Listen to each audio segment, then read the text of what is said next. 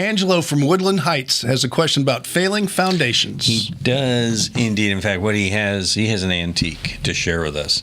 This antique foundation? Pier and beam foundation says dates back to the 20s. Oh, that's one of those cool homes. One of the first ones in Texas. Yeah. Well, Angelo writes, some of these old brick supports are starting to fall apart. He says, I assume due to age and moisture. He's going on a real limb there.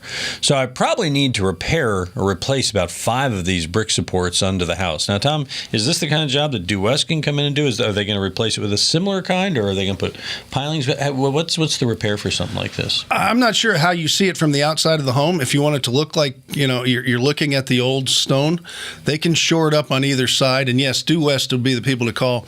And they could rebuild that with the old stone and put it back together. Really? Take it down. Oh, yeah. Okay.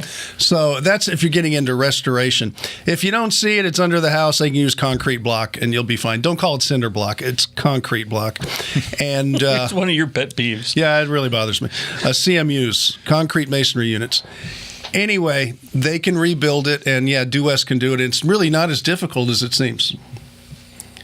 Okay, I would think it'd be a lot easier because do you have ready access under there and everything? And you just shore it up and you just tear it out and put a new one in, and I mean, you got your money's worth out of it. I think since the 20s. Yes. All right, you got a question? You can call us. Our answers stand the test of time. Send them to HomeShowRadio.com.